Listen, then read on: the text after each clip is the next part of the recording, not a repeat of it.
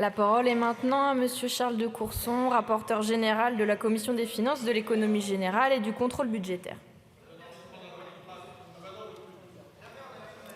Pour une durée de 5 minutes.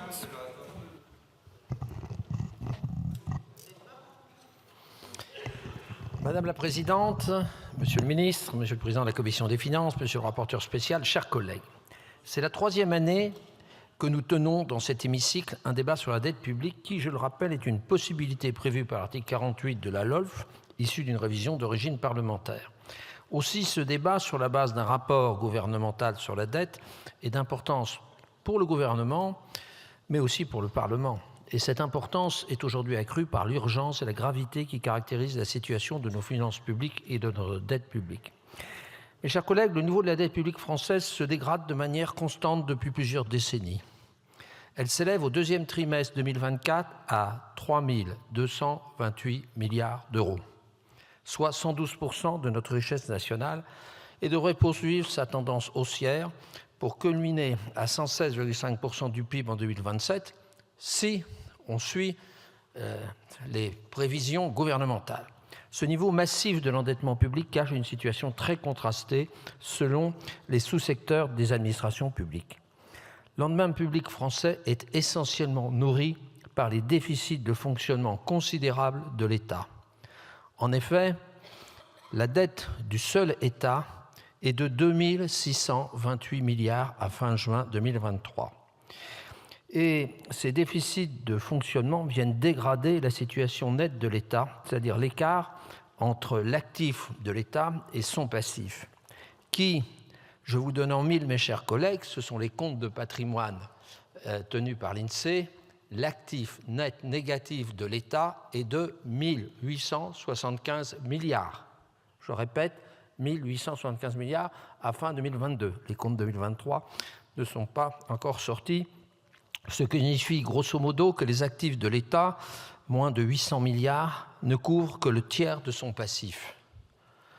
Si vous étiez à la tête, Monsieur le Ministre, d'une entreprise privée, ça fait longtemps que vous auriez couru au tribunal de commerce pour déposer le bilan. À l'inverse, les collectivités territoriales affichent un ratio de dette sur PIB faible et quasiment stable, autour de 9% de notre richesse nationale, soit 250 milliards à fin juin 2024. Grâce à la règle d'or, c'est-à-dire l'obligation d'équilibrer sa section de fonctionnement, elles affichent un excédent de leur section de fonctionnement et la section d'investissement ne peut être financée que partiellement par la dette. Ainsi, contrairement à l'État, l'endettement des collectivités territoriales vient financer des investissements publics.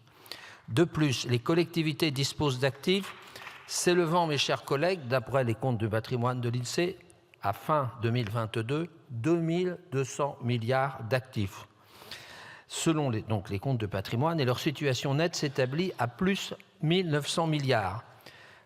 L'écart de 300 milliards recouvre 250 milliards et quelques autres formes de dette.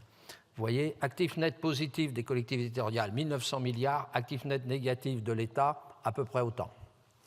Enfin, la dette des administrations de sécurité sociale s'est établie à 264 milliards à fin 2023, selon l'INSEE, soit 9,3% du PIB.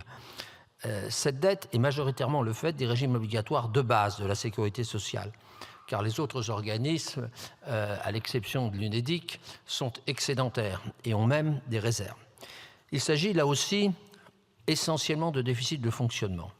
Et la Caisse d'amortissement de la dette sociale portait encore 145 milliards de dettes à fin 2023 et l'URSSAF, Caisse nationale, est désormais structurellement déficitaire et aurait une dette de l'ordre, à court terme, de l'ordre de 40 milliards d'après ce que nous a été indiqué en commission. Ainsi, alors même qu'on demande des efforts aux collectivités, eh bien l'État doit commencer par réduire les déficits de fonctionnement de l'État et du secteur de la protection sociale qui pénalisent l'ensemble des administrations publiques. Comme vous le savez, l'agence Fitch, vous l'avez évoqué, Monsieur le Ministre, a maintenu vendredi dernier la notation de la France, mais lui a attribué une perspective négative. Cependant, les marchés financiers n'ont pas attendu qu'une agence de notation se prononce sur la soutenabilité de la dette française. Depuis le printemps, le spread de taux avec l'Allemagne s'est accru de 30 points de base, reflétant la perception des investisseurs du risque comporté par notre dette publique. Ceci est le résultat de plusieurs facteurs. Le premier, bien sûr, la fin des politiques non conventionnelles de la Banque centrale européenne, mais ce facteur n'est pas le seul. Si la hausse des taux directeurs de la Banque centrale européenne est de 450 points de base sur cette période, elle ne s'est pas fait directement ressentir sur le ratio de la dette par rapport à notre richesse en 2023. C'est à cause de la poussée inflationniste qui a dopé la croissance nominale du PIB. Mais aujourd'hui, à l'heure où l'inflation reflue, notre niveau de croissance nominale, qui devrait se situer autour de 3% par an à l'horizon 2029, traduirait une croissance réelle de l'ordre de 1%, ne permet plus de diminuer le ratio de dette sur PIB sans maîtriser l'évolution de la dépense publique. Et là se trouve la principale raison de la hausse de l'endettement public.